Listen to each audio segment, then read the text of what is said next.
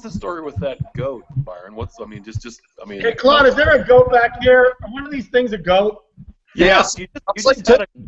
Hey, the only thing I ever killed was a squirrel with my truck while I was driving, man. I don't even know how these things died behind me. I don't know if they died in bow and arrows or guns or. I kill squirrels with trucks. That's my hunting. That's my extent of my hunting. Byron Velvick, great white hunter.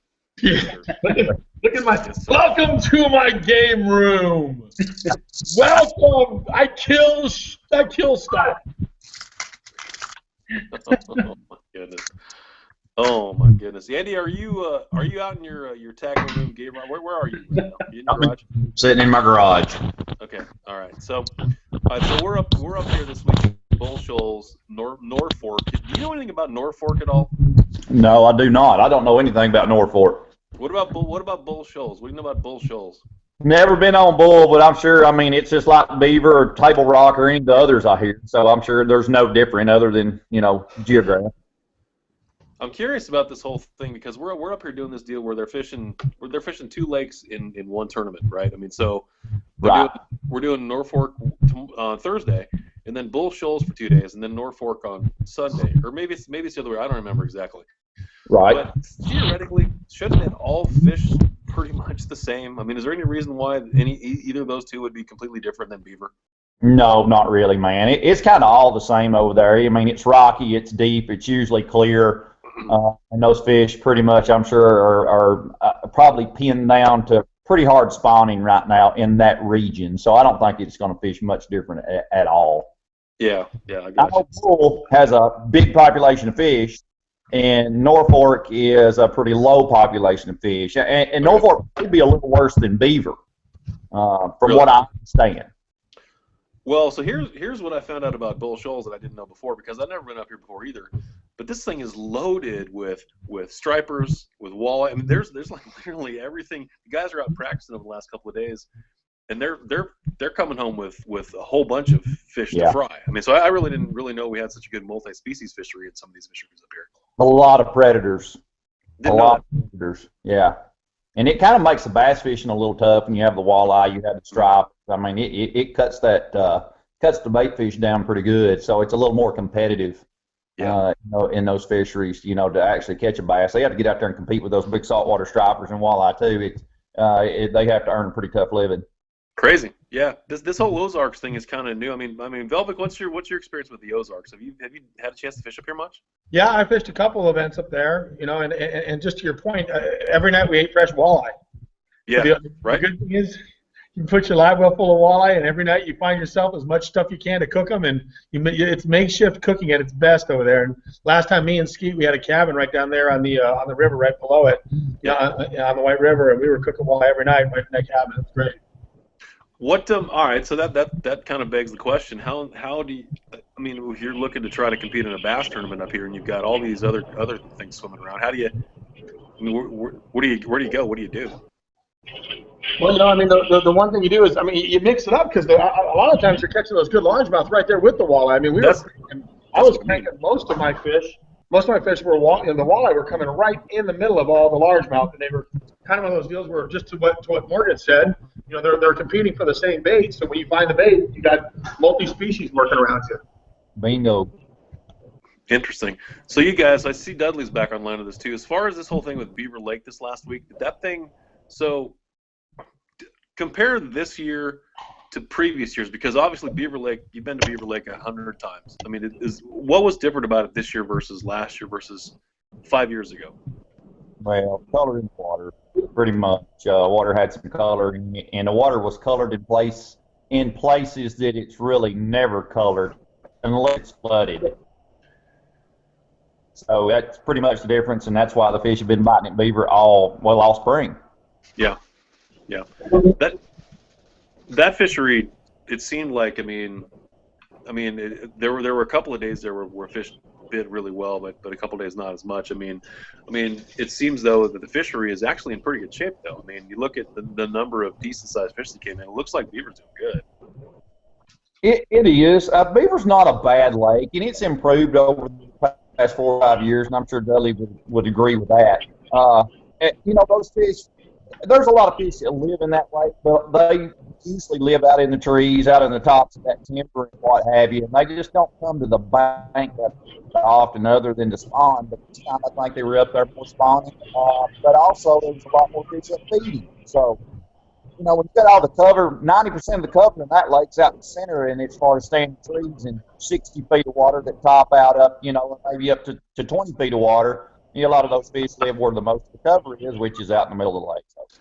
So Dudley, have you completed your drive-through run there? Are you ready to go here? Yeah, I'm done. All right. I wrote it down just in time. Ready to go. So anybody who's kind of logged into the whole pre-show here, you've noticed that David Dudley is serving double duty here. He's actually ready to talk about topwaters while he drives home. I mean, he's pulling off like the the multitasking drill of the century here.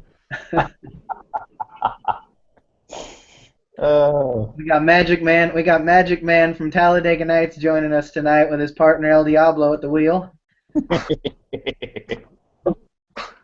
Oh, yeah. So all right. So we're done with Beaver Lake. We're looking ahead now to Pickwick. So let's talk a little bit about that fishery, because we're hitting that at a slightly different time than we usually get there. Correct? I mean, it seems like we're showing up on Pickwick at a different time than we usually do. I'll let Dudley go ahead. Dudley, fire away on this one. Tell me about Pickwick. Talk about Pickwick. Pickwick's going to be, you know, we're hitting going to be a top water. I mean, May is pretty much the top water time of year. You got a lot of fish guard fry. And so it's going to be an excellent time of year to throw, you know, top water bait. So I'm excited, but when you're dealing with the Tennessee River, I think some of those fish spawn, live, and they never leave a ledge out there. So they have balls of fry out there, 12 foot of water that they're guarding too. So it's going to spread us out really good for Pickwick. I'm excited because it's going to be a month of May, which I love, and so I'm looking forward to it. Okay, so I want to make sure that we hit that right. You say that those fish will get out there and they will basically stay in that same area. They won't leave the ledges ever? No, that was a little bit of sarcasm. A little bit of yeah. Okay. Yeah, you know, Tennessee River, it is a ledge fishing river. You know, I don't care where you're at on that river, and they, you know, I just think some of them live out there, you know, probably 11 months out of the year. But, yeah, it's going to be a top water bonanza, and I'm sure some ledge fishing going on also. Yeah, I agree 100% with that. I mean, it's going to be kind of pick your poison. You can probably go into that tournament and fish your strengths, how you like to fish, and still be competitive. But the chances are that it will probably be one ledge fishing, because like David said, some of those fish move into spawn. They move up on those big flats and spawn, and they move right back out there on those ledges just as soon as they can get there, because that's where a lot of the bait stays, and the majority of the fish live that are big quality fish. A lot of them live offshore, and they're easier to catch. See, I'm super curious about that fishery because of the time that we get there, and just kind of the changeability of the weather. So 2 years ago, we had. You guys remember we had rainstorms like you can't believe. You guys remember that? It was ridiculous. I mean, I felt like I was in Costa Rica. It was crazy. I mean, so things can change there a lot. You know, I mean, I think was it Hackney? Hackney won that event, and he was fishing relatively shallow. It seemed like. I mean, he kind of stuck with one kind of a flat area that had a little bit of a ditch in it, but he stayed in kind of one area the entire time. I mean, so how changeable is that fishery this time of year? He was fishing shallow during that time of year, but there's a difference in stagnant shallow and shallow water where there's still current. You know, there's a world of difference in fishing that. So he was still on the main river, but those fish will even stay shallow on the main river on shallow water ledges just because it's enough current to keep them cooled down and active. So it's a little bit of difference in when you speak in shallow water. There's shallow water current fish, and then there's stagnant water, shallow water, what typically we're used to. But he found a shallow ledge that had them on it, had lots of current on it, so they didn't have to go too deep, and he was able to win it. Yeah, he won the event out of one school of fish, and he sat right there on them every day, and it was a big enough school of fish and a fresh enough school of fish, and one of the few places on the Tennessee River that nobody had found yet. So he won that school. The Tennessee is very diverse, and David's right. Well, you know, they don't have to move out there to 25 feet of water. As long as there's some water movement, some current, you have the potential to have a large school of fish, and it just takes one, as Hank showed us last time.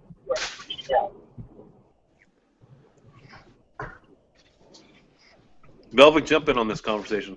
I was waiting to be invited in the conversation. Oh, come on. You never. Just jump in. Get in. Well, I mean, do we want to start talking about Topwater yet? Do we want to get on that? Because I don't. No, we got 2 minutes. Here. We got a few more minutes. Let people get in, get seated. Well, okay, I got a question for you. On a school of fish like that, and this is the question. You said something about him finding a school of fish. Do you think he found that spot, or did somebody show him that spot for him to find that school of fish on the Tennessee River? I'd say he found that school right there, more than likely. I mean, is that something he just stumbled across and local knowledge had nothing to do with that? That was not a spot that anybody knew of from before? Yeah, not that I know of, and I know a lot of people in that area, and I don't know who would have told him, or and for the fact of the matter is that school of fish would not have been as fresh if anybody had known about it. So I figured he kind of stumbled up on it. And that's pretty rare in this day and age, isn't it? That when you pull up on them, that those big shad come flying out of the water. And I know you've seen that down at Kentucky Lake and stuff. You know, when you're out there fishing on one of those bars and those big river herring just start coming up and jumping, you're like, oh my God, there's a big school there. That's probably what happened. That's what I had at Gunnersville when I went with the swim bait last year in April with skeet. As I had a school of big shad, they were going nuts, and there wasn't a single. That's Gunnersville, and there's no locals out there at all. Nobody was messing with those fish. There was a giant school of fish, not relating to the bridges, but on the flats between the two bridges. And it was amazing that in all of that, I never saw a local or anybody fishing those fish, and that's where I got second, you know, and only lost to skeet. But that deal, it's so rare to find places like that. And you know, Tennessee River, Gunnersville, there's not a lot of places where even the locals don't know about it. That's a fact. Where the fish are pushed, the fish are using what they call blind spots. I know you guys know this stuff, but they're using those. A million guys have ignored it for so long that it became a comfortable place for the fish to eat. It turned into a kitchen where it was never a kitchen before. Right? True. We're gonna roll. We should roll some Topwater. Hey, sounds good, guys. We'll get rolling here. Couple more minutes, let everyone get seated in. We got our e-blast going out, and everyone joining us for some Livingston Live. Livingston Live. Let's roll through kind of a let's do a kind of a preamble to what we're going to talk about here, Nick. So the kind of we've got structure, I guess you would say, that we're going to try to follow here. So we're going to run through, first of all, and we'll get into these details later, but the seasonality of Topwater, because Topwater, the fact about Topwater is that there's not a single bass fisherman in the world who doesn't love to throw bait and be successful with Topwater. But I think the majority of the world thinks that it happens in the warmer weather months. It happens June, July, August, September, and so forth. So we're going to talk. I mean, the first thing we're going to talk about is the application and seasonality of Topwater. But we're also going to get into the differences between the styles of baits. We're going to talk about poppers. We're going to talk about walking baits. And we're going to talk about prop baits, which is a little bit of kind of an old school presentation, but it's one that we saw down on the St. Johns River that was super effective and can be super effective pretty much anywhere as well. And then we're going to talk a little bit just about kind of ways that you can dial in your top, because I think a lot of these baits, just because they're super active baits, I think a lot of people think you just throw them out there and just wind them in and just go with it. But I would assume that you guys have some tips or some ideas on some very slight variations that the general person can apply to a Topwater application that will make them a little more successful. So we've got a ton of questions we'll get to for like the next hour or so once we actually officially kick this thing off. It's going to move pretty fast. So everybody be ready. We'll do our very best to ask specific questions to each guy, Andy and David, and to Byron as well. But it's going to be busy. So if you've got a thought, just jump in, because it's going to be super active. Heck yes, it will. And if you're listening on the live feed already, feel free to ask your questions. I'll be helping field them and send them into the guys so we make sure we answer exactly what you guys are asking for while you're watching Livingston Live. Let's kick this thing off. Hey, sounds good to me, Joel. Let's do this, brother. Let's do this. Welcome to Livingston Live, guys. We're sitting here with two of the best anglers in the history of the sport bass fishing. We got David Dudley. Wave your hand, David. David driving with his feet. You're in the passenger seat, dude. I mean, I'm going to call you out. You're not driving right now unless you're in England. If you're in England, no. I am simply in the passenger seat. Nope, there's the driver right there. Because I was gonna say, if you're driving, we're like doing some show from New Zealand with your face over there, doing something backwards a little bit, driving on the wrong side of the road on the left. And also we got Andy Morgan. Hey, say Andy. What's up? Shooting up at Andy Morgan. A combined 5 Angler of the Year trophies. And you guys have won over $5 million in tournament winnings between the two of you. Why don't you guys just like throw that at the Trump campaign and go out there and help him out with Trump winning president, and just take your $5 million and donate it to a good cause for Trump president? One thing we're not going to talk about is politics. We're not talking about politics on this show. You want to pick the brains of these guys. You don't want to donate your $5 million between the two of you guys. That's freaking nuts. You guys can buy bass at this point. I think it's for sale. So these two guys have. I mean, I know that Andy's got 62. I want to say 62 top 10 finishes. So between the two, they've been extremely successful on fisheries that range from kind of the northern tier on down to the deep south. So we've got guys. Something's going wrong. Who is that? He's getting pulled over. Dudley's getting pulled over. He's got the laser. The cops got showing the laser on him. Anyways, these guys have been successful at fisheries that are as diverse as you could possibly get. So with this whole thing at Topwater, I mean, Topwater is, as we pointed out kind of in the preamble, Topwater is one of those baits that I think, styles of baits, that I think everybody loves to throw it. There's not a single person alive who has never gotten excited about catching a fish or a bass on a Topwater bait. But it's not necessarily as simple. I guess it could be as simple as you want it to be, but it's not necessarily as simple as just chucking it out there and just whining. So what we're hoping to do over the next hour or so is we've got a bunch of questions about ways to maximize your Topwater presentations. And so because of this sort of kind of the activity, it seems. Hey, I'm keeping David off. He's trying to start a party here. I don't know what we got going on here. But anyways, there are certain details that people can utilize to be more effective. We're going to run into that. Let's talk first of all you guys, anybody who wants to contribute, about the seasonality of Topwater. Is it true or is it not true? You can utilize a Topwater bait virtually every month of the year. Morgan will ask you first. True or false? You can use Topwater almost every month of the year somewhere in the country. Oh yeah, for sure. I mean, you're talking Florida. You can use it 12 months out of the year without question. Where I live, right here in the Tennessee Valley, you're kind of taking it out of play in the wintertime, obviously, when the water's cold and dirty. But maybe even out west. And I'll say this: the cleaner the water, you're talking like a Lanier or a Hartwell, Topwater plays longer throughout the year than it does, say, back where I'm at, where you've got a lot dirtier water. Even though the water's cold, like say at Hartwell or a Lanier or something like that, you can still catch some bass on Topwater because they pretty much school there year round. I've been over there in the wintertime and actually caught them on a walking bait, and the water be bumping up to 47, 48, maybe 50 degrees. When they come up busting shad, then you can catch them on a Topwater. Byron, we're going to move around to you because you've got this West Coast thing going. What about like Lake Havasu? I mean, because that for somebody who maybe lives outside of the Western U.S. and doesn't know, I mean, Havasu looks like it would be a place that you could go out there from January 1st to December 31st and catch fish on Topwater. because of the smallmouth element, those smallmouth, that is the X factor for Havasu, those big smallmouth. And that is true that you can go out there. Now, granted, those are cold river lakes. I mean, those are cold Colorado River Exit the highway at exit 12C. Dudley, shut it off, Dudley. Dudley, you're stepping on me with your radio or your smoke detector. Got GPS talking. I think it's GPS. You know, in the Colorado River system, yeah, it's a little bit fickle in the dead of winter, and the smallmouth are the X factor to that. But, you know, you go to Clear Lake and some of those places, and to what Morgan says, it's surprising how often you can get into a slow retrieve on a topwater in the colder winter months. And you got the cold water, and you're really just kind of popping that thing along. You're fishing real slow, and you're luring some relatively lethargic fish into reacting to a topwater. So absolutely, topwaters are to Florida, out west to California and Arizona and Nevada.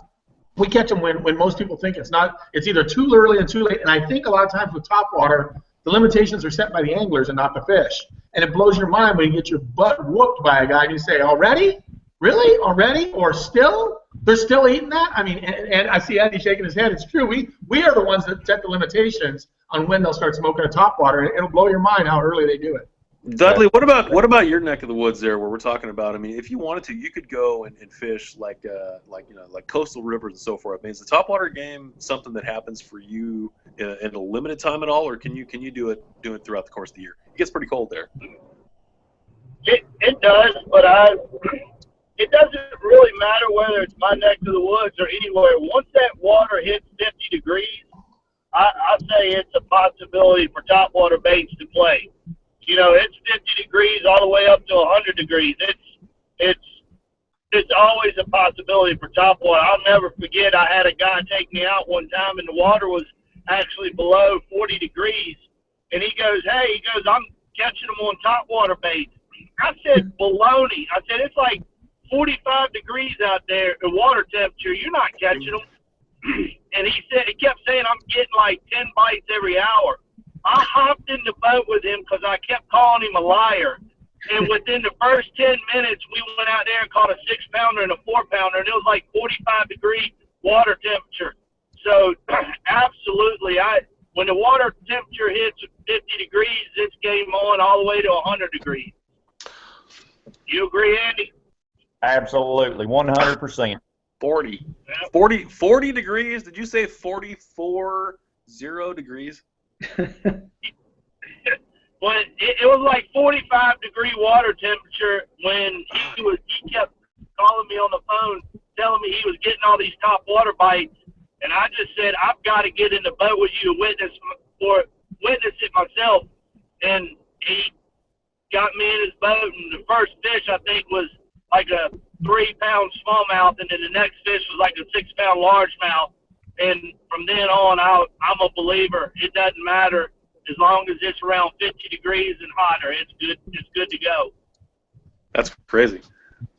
Well, let's just break this down to the most basic then. Why are topwater baits as effective as they are when the timing is right? What is it about a topwater bait that makes it such a powerful tool if you have the right conditions? Let's give that one to Dudley. Dudley, fire away, man. Dudley, what do you say? Well, here we are in the month of May, and I can speak on the month of May and first part of June. A lot of the lakes that we're going to in this region are spawning, and they're just getting, in the latter part of their spawn, so all the fry is hatching out. And anytime you have fry that's hatching out, topwater baits are going to be a killer. And basically it's something, when the fry gets up towards the top of the water, you may bring your bait below the fry, and they won't touch it. But anything in the area of that fry to the top of the surface, the bass are going to get defensive and protect their kids.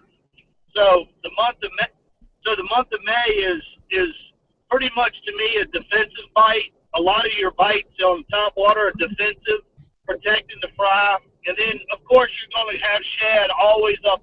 Shad normally spawn a little bit later on in the year, later in the spring when the water gets a little bit hotter. And then So you're going to also have a shad bite going on. So anytime you have shad up shallow water, they're always hitting each other, flicking the top of the water. So again, the top water bite's going to it's like twofold. You got a defensive bite and a eating bite.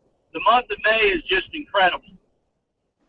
What's your favorite month, Andy? What's your favorite month for throwing topwater? Do you have a favorite month, or do you throw it all year long, Andy? You know, pretty much as David said, is month of May. That's where, you know, everything in the lake, shell crackers, bluegill, crappie, bass, whatever, gar, everything in the lake seems to be up shallow. And the shad come in the spawn, the bass coming off the spawn, or they're in the spawn, they're hungry. And it seems like everything is just right there under thumb, and a topwater bait is a easy meal. Well, and with topwater bait, here's the thing that I love hearing everybody's opinion of this, because I swear I think every one of us as fishermen have a different opinion. But when do you throw a popper? When do you throw a walking bait? And when do you throw a prop bait? I mean, when do you make? There's three different types completely. Tell me your scenario, each of you guys, your scenario for the walking bait, the popper, and the prop bait, and what you look for each of those. Why don't you go first, Andy? Okay. I like the walking pop 77 is my favorite to throw in and around the spawn, and it's probably even a little better when you got spawn, post spawn, is you can cast the bait really well because of there it is right there. There it is right there. You can cast this bait really well. You can put it way back up under limbs, up under docks, and it gives that presentation. Once you make a really good cast, you can leave it in there and kind of slow walk it out and give that fish, you know, time to get to it. Prop bait's pretty much the same way. It casts really well, and it pretty much does the same thing for me. And I kind of use those both kind of back and forth. And a walking bait, I like a walking bait when I'm trying to cover water. I'm fishing flatter banks. I'm not trying to make that super accurate cast. I'm just moving down the bank. So you got schoolers. I mean, it's always, you know, a really good bait to really put it on 80% and fly like at Hot Springs, Lake Ouachita in August. I mean, that's another lake you can put a topwater in your hand all day and it's 100 degrees out, as Dudley talked about a minute ago, and just cover water and just try to catch an active fish. So that's a walking bait and a prop bait and a popper for me, probably in a nutshell. What about you, Dudley? I can pretty much echo everything he said. You know, when it comes to the walking pop, it's you know, it's a bait that you can slow down and irritate them when you know you're in the strike zone. It's just a bait that you can slow down, work fast, draw attention to it.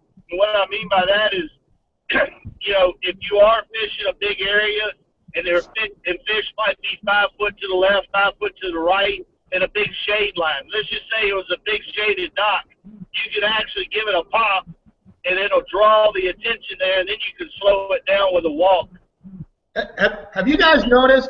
Because before I ever even got with Livingston lures, I got some of their top waters. The very first fish I ever caught on a Livingston, I caught on those Pro Sizzles. You know the old Pro Sizzle and the Pro Sizzle Junior? And I'm throwing that thing out there, and even though it's a walking bait, because it has that sound, the EBS technology, you slow that bait down, and it does something no other bait does. It's still giving off a sound. I mean, you can almost stop it at targets. Have you guys noticed that? Where any of these baits, even the walking bait, when you stop it near a target and let it sit, and it goes into that rotation of sound, it blew my mind how hard and how many fish I caught stopping a walking bait near a target, letting it just sit there, and then go into that EBS sound technology rotation. That's right. That was the attraction. Was the sound? The internal sound was the attraction. Crazy. We're gonna get to that in detail in about half an hour. So we've got a section based on kind of cadence and retrieval. You're fine. I'm off the script. Follow the script. Jeez, Melvin. Let's talk a little bit. Let's talk just a little bit here about the use of. Okay, so for instance, like 3 weeks ago, we were at the St. Johns River, and spinning baits with the like the Spin Master were the way to go as far as topwater goes. What about that specific situation would have made that bait the bait to throw? Is it just because that's a regional thing that guys in Florida like to throw? Is there something about a prop bait that is a little more effective in that particular situation? Yeah, the Spin Master to me is an incredible hot water bait. You know, it's almost like the walking pop where you can almost do it in two different ways. You can work it fast or slow, but the Spin Master, with the double bladed props on it, when you hit that, when the brims start getting up there really shallow, the hotter it gets, the shallower the brim gets. And it's got such an incredible sound with those two props and the EBS technology that you can cover a lot of water with that Spin Master, or you can fish it slow. And when you take that bait up there and you're thinking there's no way I'm going to get bit in 95-degree water temperature, that's when I start to really throw the Spin Master a lot, is when the water gets really, really hot. Either of you guys? Okay, so Velvic, I just bitched at you for going off script, but I'm just going to go right off script too, because now we're in the Spin Master conversation. What is it about? Okay, so you've got a bait there that could theoretically you could throw, and Dudley, as you pointed out, you could either fish it really short in like really small pockets, because you've got the two props at the end of it which activate really quickly, which cause like a pretty quick distress signal, and then you've got the ability to kind of swim it along too. So a bait like that seems to me like it would be applicable to a whole bunch of different situations. I don't know a whole lot about prop baits, so I'm asking you this kind of a personal thing. I don't know anything about them. Well, let's ask Dudley, because I think we lost Morgan. We lost Andy there. He went hunting. He went turkey hunting in the woods. He saw a turkey running out. He's wearing camo. I mean, that guy could break out and hunt at any minute. So I'm not surprised by that. He had to go put one up to sleep on the roost gobbling. He'll be back in a minute. Yep. Dudley, talk a little bit about prop baits with propellers, because I think that style of bait is one that I think most people think is kind of an old school bait. But talk a little bit about those styles of baits.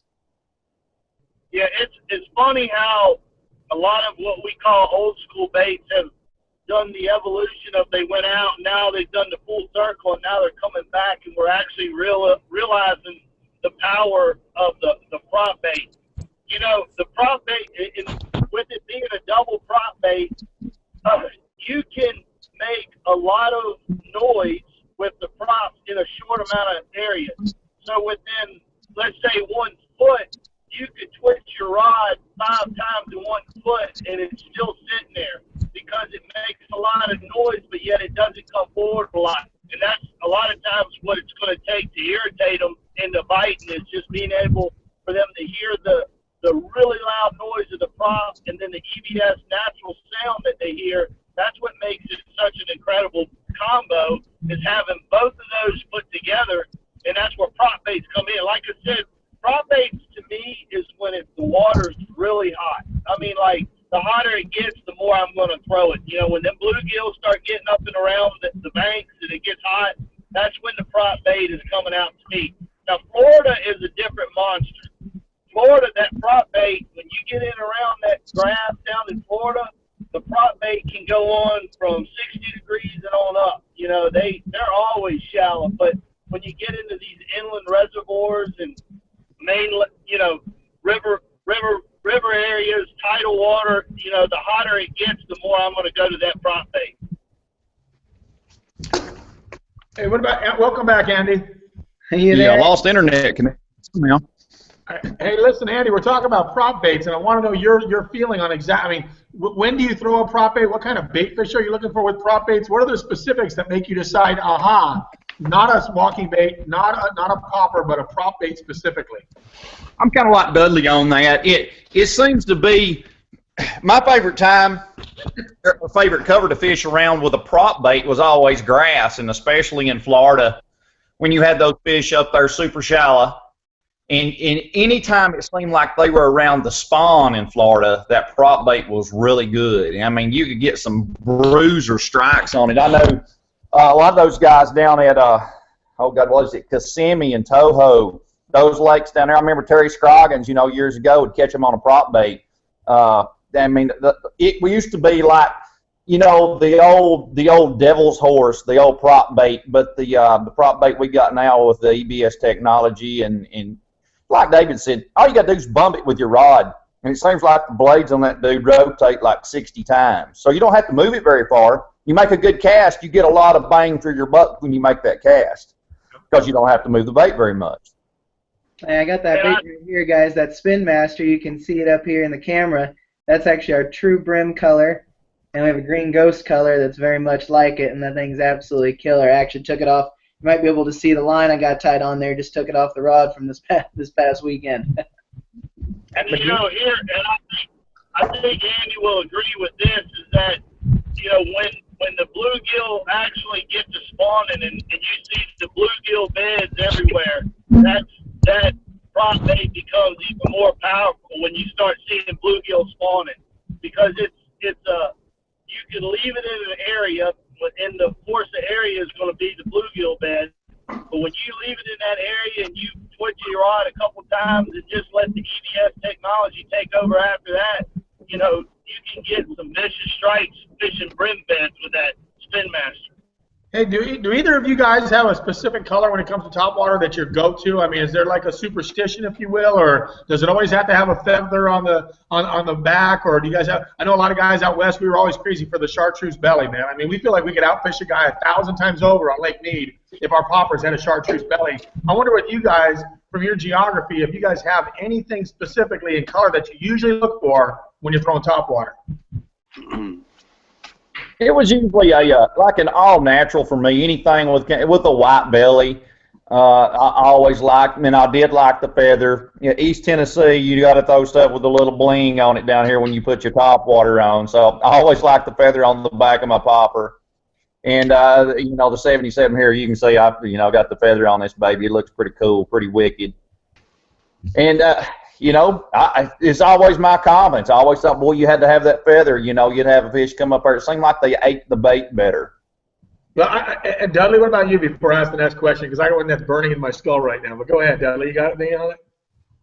Yeah, as far as the colors on the Spin Master, I like the true brim color. I'm throwing it when brim are up there. And the feather, of course, the feather, when you put a feather in the water, it creates movement, that the fish are keying on.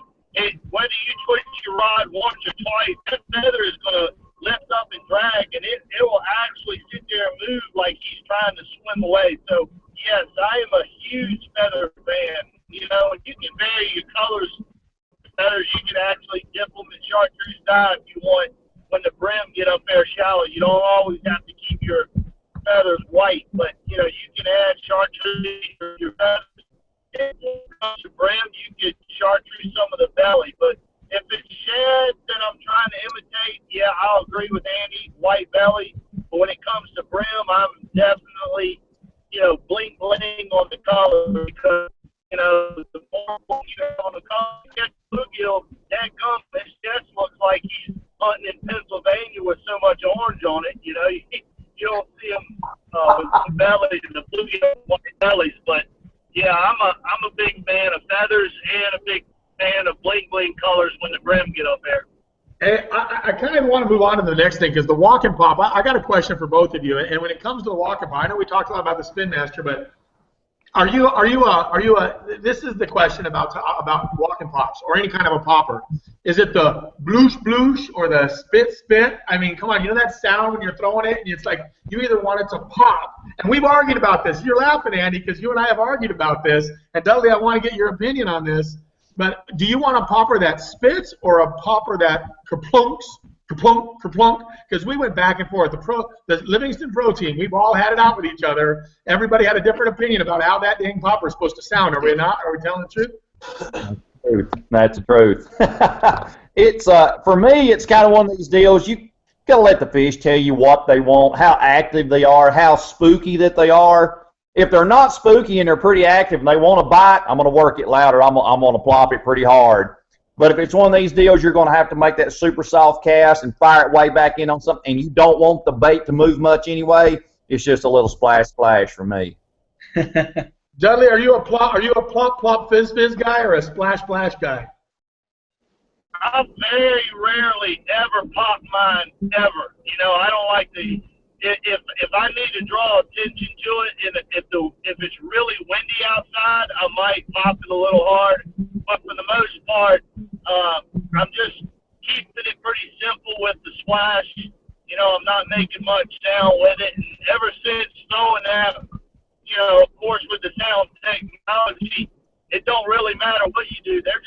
automatically hear the sound technology, EBS technology, and they're coming to it no matter what cadence you do. They're keyed in on the technology. You know, that's one thing that blew me away, because out west we were kind of growing up with the throw it out there, let it hit water, pop it one time, let the rings go away, you know, work it real slow, kind of lure those fish up. When I went back east, I was amazed at how hard and how fast these guys fished the topwater.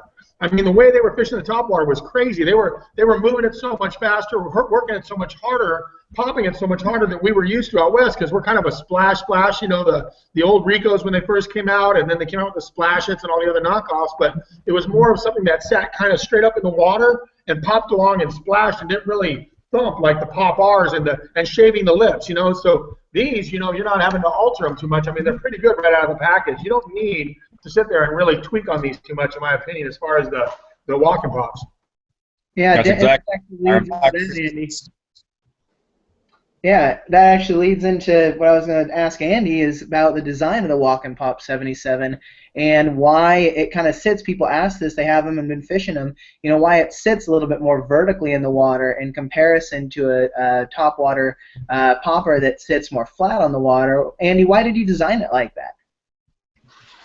I like that bait to hang in the water like that because, again, once you make that cast way back under that undercut bank or under that dock, you don't have to move that bait very far. It's got enough action. It's got the EBS sound technology, and I don't want it to move out of there very far. I want to pop it. It almost kind of like it backs up just a little bit. So when it hangs, it backs up just a little bit, and it just stays there. Once you get them coming to it, and that thing hangs, and that feather's down in the water, a lot of times they cannot resist it. They will bite it. They'll bite that popper. They'll bite that Walkin' Pop 77 a lot of times when they won't bite another topwater. They will come. Once they start coming to it, they will eat it. Once they commit, it seems like they eat that bait very, very well. And I think a lot of that's because it does hang. Well, also because it hangs, it casts very good. That tail weight's in, it goes in. You can land a bait without a ripple and just let the bait do its work. Yeah. Nick, let's throw up the deal of the night while we're kind of getting ready to transition into the next section. So we're going to extend our deal. Usually we're talking about this deal is over by midnight tonight, but for this particular presentation, we're going to offer 25% off all topwaters. So go to livingstonlures.com and go surf through the topwater. So look at the Walkin' Pop 77, which we've already talked about. Take a look at the Spin Master. Take a look at the Walking Boss, the Pro Sizzle, the Pro Sizzle Junior. They're 25% off tonight and tomorrow until midnight. All you have to do is go surf around, and when you check out, the code is EBS. So 25% off topwaters for the next, 24 hours? Basically 30 hours? Yeah, 30 hours or so. Get them in and, get yourself prepared for this, like we're talking about. Post-spawn topwater, and throughout the whole summer and even fall, be all geared up. Let's run into a super quick question here. We've had a handful of folks who have submitted questions throughout the course of the week leading up to this, and of course we've got some going live on the live feed right now. But we've got a question from Brandon, who has a bad habit of just beating the banks, flipping and pitching. But what are some of the key things that would clue you guys, Andy and Dudley, into nearshore and offshore topwater bite? I've tried walkers and poppers when I've seen fish busting around, but no luck as of yet. So basically, Brandon wants to know, if you're not all that familiar with what you need to look for to throw a topwater, start to clue us in, starting with this early spring situation. Dudley, you first. If you're looking to throw a topwater, what specific conditions are you looking for? When it comes to topwater, I want to blast, not a ripple on the water. You know, I think when you get a lot of ripple on the water, you got to go to subsurface type of baits. But I want it to be slick as glass and sunny. You know, there's days when I'm begging for it to be sunny outside, and then of course there's days that I'm begging for it to be cloudy. You know, once these fry get to hatching out, they're going to go. The fry are going to go to the shade. So almost the sunnier the day, the better the topwater bite will be. And then once it turns cloudy, you know, later on in the year, they don't necessarily follow shade. They're a little bit more in open water, so cloudy would be a little bit better. What about the general layman's philosophy that topwater stuff happens early in the morning or late in the afternoon? No? Negatory on that? No. That's what I was trying to stress. You know, like the days that you're wanting it to be sunny, you're begging. You're like, come on, son, get through that cloud. You know, even though it's morning time and you're thinking in your head, you're like, man, this is the best time to throw topwater bait. Well, actually, it's not, because you're wanting the sun to get up to push them in them shade lines. And when it's cloudy and or in the morning and everything's kind of dark outside, those fish are roaming in all that shallow water. They're just, they could be on one side of your boat, you know, in the morning, and then the sun pops up, they go straight to the shoreline. So, yeah, the theory of morning and evening fights are normally better for topwater. That's typically because it's cloudier in the morning, darker in the morning, darker in the evening. And yes, you can catch them that way, but, you know, a topwater bait can be thrown in both conditions like I was talking about. Makes sense. Well, it looks like we lost the goat here again. He went out and chased another turkey. But, Joel, let's go in, you know, for a quick second here and tell these folks, everyone's asking about, we always do these giveaways, you know, we always give away some product and you know, help out these guys that are watching our seminars and learning from the greatest anglers of all time. You know, what do they got to do, Joel, to win themselves one of these spin masters that we're talking about?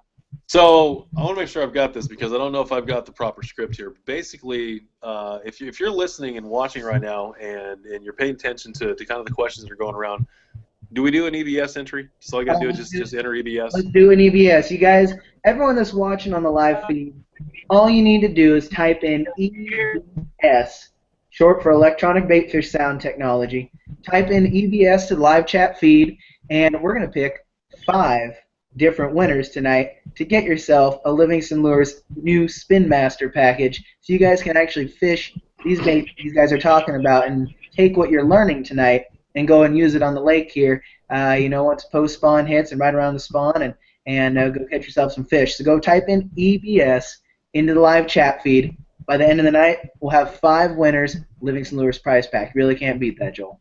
Let's jump into Velvic. We're going to turn you loose on this whole thing. So where the rubber hits the road is the way that you present a topwater. I mean, that's just kind of the bottom line. I mean, sooner or later it comes down to how you're fishing the bait. And Byron, I'm going to let you take this one, because you've already tried to jump this subject before. So go ahead and throw them out there.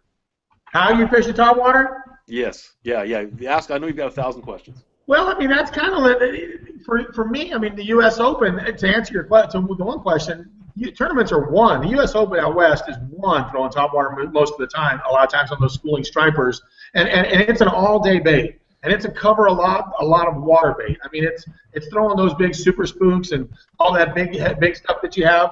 With us, it's the Pro Sizzles, and you want to throw something big, and you want to cover a lot of water. You want to burn up water, and when you're throwing a walking bait and you're covering water, for me, I'm looking for a longer rod. I have like a 710 lure launcher rod, and I'm throwing it on a fast reel. And Andy, I mean, I want Andy and Dudley to chime in on this. I like to cover a lot of water with the big bait, because we don't have a lot of targets out west. We don't have a lot of boat docks. We don't have a lot of bushes. We don't have a lot of the cool things you guys have as far as targets. So we're taking our baits and we're actually burning flats for the most part. And we're throwing the bigger popper. If you're throwing that popper, you're throwing it where there's a little bit of ripple on the water. But once it slicks off and that sun's out, like Dudley's talking about, and it's middle of the day, I'm not putting that thing down. I get rid of that popper. I go over to the walking baits, and I start throwing walking bait, and it'll blow your mind how many fish you catch in the middle of the day, calm as could be, flat, calm, babe sun sticking out, no ripple on the water at all, and these fish are sitting down in these shadows, and it's targets, and you're getting these fish to come up on a walking bait. And again, because of the Livingston stuff, I slow it down and I stop it more than I ever used to. I am so much more of a slow topwater guy now because the bait is doing all the talking. But and that's just me, because I'm an open water guy, and growing up on the Colorado River and fishing Havasu and Meade, and then all those places over there, and that was That was a Colorado River thing, was that you had to cover a lot of water. You didn't fish it fast, but you covered a lot of water with your trolling motor in your boat, and you still managed to fish it relatively slow. You paused it a lot. When you hit the water, you waited for the fish to blow it up right when you hit the water. You start moving a little bit. You give it those first couple pumps and let it sit, because the bite will come so many times right there, those first couple pumps, and then you slowly start working that thing back, but you're also covering expansive flats. And that's my deal. That's how I finished it. Long rods, lure launcher rods, we call them, covering a lot of water and a high-speed reel. But Andy and Dudley, I know you guys come from a different territory, a different region, and you guys probably fish a lot more targets than I do. Let's go with Morgan first on this whole deal, because we've talked a little bit when the Walk and Pop 77 was just before it was ready to be introduced. Talk a little bit about how I guess kind of contained the target area was for you. So let's talk a little bit about just the cadence with that. I know we've talked about a little bit this seminar already, but the cadence and the retrieve of the Walk and Pop as it relates to hitting these tiny little windows that you talked about before. Yeah, it's just like Byron said, we do fish a lot of targets. We have a lot of boat docks. We have a lot of overhanging trees, undercut banks. So again, you're making a lot of, you try to be as accurate with the bait as you can possibly be. So I use usually a 7-foot, like a medium action, maybe even a medium heavy rod, like 17-pound monofilament, gamma monofilament. And I'll make a lot of short, little quick casts. I'll throw it in there, and I don't hit that thing but maybe 6, 8, 10 times. Depends on how wide the shade band is. And like Byron said, a lot of times right in the middle of the day, that's where you're going to catch those big fish on that topwater. Just because it's sunny out, middle of the day, do not put the topwater down. I know Dudley will agree with that 100%. And it's short, quick, little short cast. Pop it 4 or 5 times, crank it in, make another cast. It's kind of like flipping. I know the guy had a question a minute ago. He loves to go down the bank flipping and pitching. Well, that's kind of what we do with the topwater here. And most of that is usually the month of May, June, and even into July. You're fishing those targets. You're throwing in there, making short, quick little casts, and you're humping on down the bank pretty good. You're not really slowing up all that much. Hit it 4 or 5 times, pause it, let it sit for a second, let it do its little deal, crank it in, make you another cast. Precision, 4 or 5 times hit it, crank it in, go. Just keep rolling, going down the bank, make a good cast. Dudley, follow up on that. I mean, I don't think he could have explained it any better. Again, I'm begging this time of year, I'm begging for that sun to get up, because I know it's going to push all those balls of fry up underneath the shade. In the morning, them balls of fry could be on the left side or right side of the boat. You never know where they're going to be at. But the higher that sun gets, the more the topwater bait becomes dominant, because it's that defensive bite in the shade line. And like Byron said, now with the technology, the EVS technology, you don't have to do as much action with the lure to irritate them more so than the lure does itself with the technology. So yes, the sunnier the better in the month of May and June. Once you get out of that, then you might want to be looking for some clouds. But as long as I do really love it when it's calm. I don't throw much topwater bait if it's got, a light, medium chop on the water. I kind of shy away from topwater bait and go to subsurface type bait.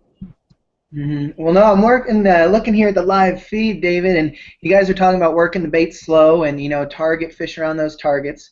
Now, this is a question coming in from the live feed, is how fast, working a topwater, how fast is too fast? Or, specifically on a lake like, say, a herring lake, can you reel not real fast enough in some of those situations? So, Andy, you're going to answer that one, brother. From what I've seen on a herring lake, you can't work a topwater bait fast enough. It seems like the faster, the better. I mean, it's almost like you cannot work it fast enough. The faster you work it, the more bites you get. And it seems like the fish get the bait better. I don't know why that is, but it seems like on those herring lakes, when you're catching those topwater fish that are really keyed in on that schooling herring, they're up on those shallow bars like Lake Murray, Hartwell. Those fish are long and lean. You can tell they've been running down a lot of bait. They don't get to lay around and eat stuff that just swims by real slow. They got to chase it down. David, you know.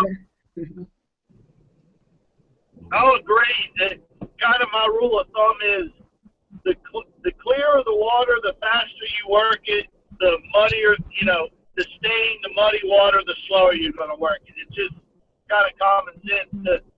When that water is real clear and you let them get a good look at that topwater bait, they're going to probably figure out it's not natural. So that's what he's talking about to strengthen what he talked about. The clearer the water, the faster you work it. When you're out in open water, that is. But when you're fishing targets, and a target, you may not be talking about a tree or a stump, but a target is shade. It's not a physical target, but it's a target that we're targeting, which is shade line. So when you're in the shade lines, you don't want to throw it in there and burn it out of there. You want to throw it in that shade line and work that target, aka shade line, in a slow rhythm. So open water fast, clear water fast, muddy water slow, shade slow. That kind of sums it up, I reckon. Yes, it does. That's a perfect go by. I hope everyone got their notepads out. And But I gotta be just the opposite though. I'm gonna be the deal breaker on that. Imagine that. Out west, I'm going to quantify this. Out west, where we got these deep, clear lakes. I mean, I have really in those U.S. Opens and all that, you get these guys, and I tell them, man, you're fishing your topwater too fast because they're not real shallow lakes, and I'm going to try to get that fish to come up out of 15, 20 foot of water to hit that topwater, and it's crystal clear. We're talking, David Fritz called it spigot water. He said, this water just ain't clear. This here is spigot water. Now, I never heard the word spigot before, so David Fritz called my lake spigot water. It was spigot water, clear lake, like Lake Mead. I swear, I have to slow it down so this fish have time to come out of those bushes and that deep grass and find my bait. And I've had guys in the back of my boat that are ripping that bait along and fishing it because it's spigot water clear. And again, this isn't a herring lake either. These aren't herring lakes. We're talking about bluegill, baby bass. They're up there popping, but they're pretty slow, and they pop and they sit, they pop and they sit. So what I'm replicating is that pop and sit kind of thing where they're looking for fry, they might have something going, but they're just up on the surface, maybe either eating little mosquito larvae or little gnats or something like that. But for me, I really fish a topwater slow, probably too slow. That's probably why Dudley and Morgan whoop my butt most of the time, because I'm out there taking 4 minutes to get my topwater in, and they've made 4 casts. So that might be the reason why I'm probably learning something tonight. Maybe I need to speed up a little bit and fish at topwater as fast as I talk. Because I can talk fast, but I fish too slow. Well, I think that feeds in really good to the difference between those lakes where you got the herring and the shad and the pelagic bait, and then you have the lakes like out west or say up north where you guys have like perch, you have bluegill, baby bass. You don't necessarily have those pelagic bait fish species. Would you agree with that, Andy? Yes, I would. I think you've hit the nail on the head right there. That's exactly right. It all varies around the country. You're telling me Nick hit the nail on the head? I did that whole thing. Nick hit the nail on the head. Nick, get off the show. Boot him out. Boot him out, Byron. Come on, you're killing me.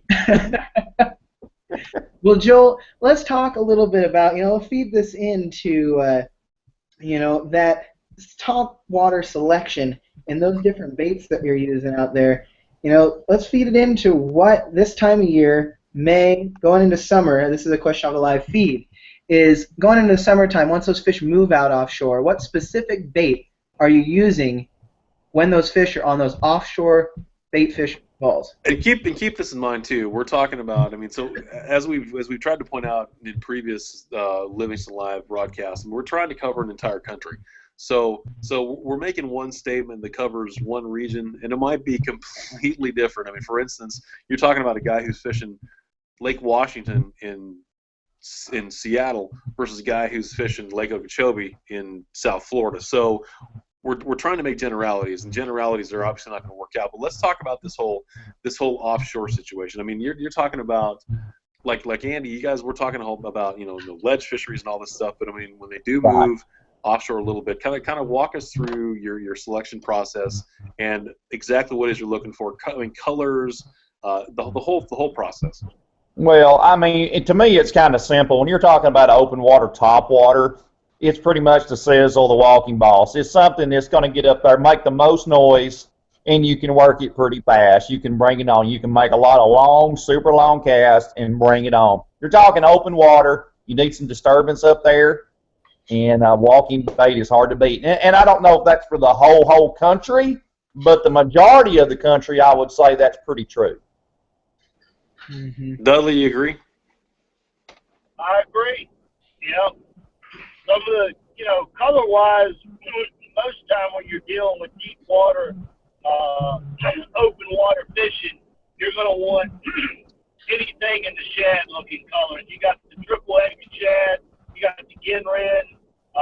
You know, you're going to want something imitating the shad. Most of the time, the bluegill that time of year, they're up there in less than a foot of water. So I agree with him totally, but as far as colors, I think he'll agree something that represents the shad. And the cleaner the water, the more I'm going to go with the translucent, you know, the triple X shad. It's not quite as blingy. You can't get quite as good a look at it. And if the water's got a little dinge to it, you know, you're going to go with the Ginran or, you know, a color like that that represents the shad well. I agree 100% with that on the colors for sure. And I also like that old Sizzle or what have you there. When that thing gets good and wore out, where you get them old hook marks in his belly, and he almost gets completely clear. When that water cleans up, you can almost see all the way through him. And Byron will probably agree with that too. Yep. That's usually the one you want to keep. You don't want a big striper to take that one from you. That's the one that's wore in good, and he's almost got that clear belly. We used to call those the War Eagles, man. The War Eagles, man. When the War Eagle got that good, and my heart got broken when those big stripers. I took some classic West Coast War Eagles back east and had these stripers steal them from me. And once you hook that big old 30, 40-pound striper, you're like, no, not my War Eagle, baby. And they get down in those trees and break you off. You're like, I'm losing my War Eagle to a damn striper. Come on now. And that's right, Morgan, dude. That is the key when it gets wore out, man, and it looks all beat up and it's just coming apart. That's when it's game on with that walking boss. You know, and to lead into that color, that clear belly, we're actually making one. It's a new color. We haven't really, released it, but it is on the website now. It's called Black Clear.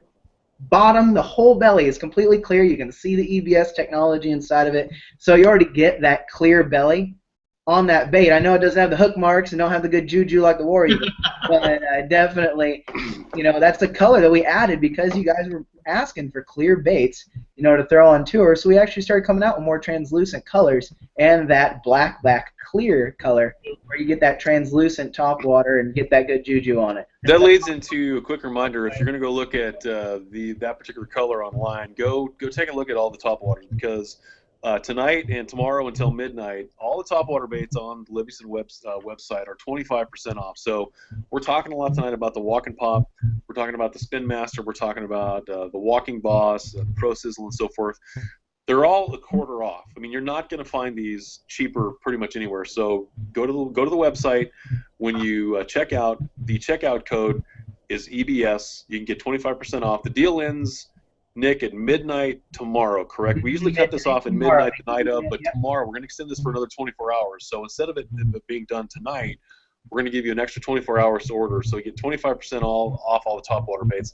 I want to get into some of the more kind of tiny little itty-bitty details here. So we've had a handful of questions, and Dudley, we're going to throw this to you first about hooking and landing topwater fish, because it's one thing that the most people who don't fish them a lot are not that great at. I mean, frankly, it is a kind of a low conversion rate percentage style of bait for most people. I mean, how is it that you can turn a strike on a topwater bait into a fish that you actually handle in the net? Because a lot of people cannot quite sort out the best way to hook a fish and then to keep it hooked. So whatever advice you got, go for it. Well, to start off with, if I'm throwing a walk and pop, if I'm making short casts, I'm going to use monofilament, straight monofilament.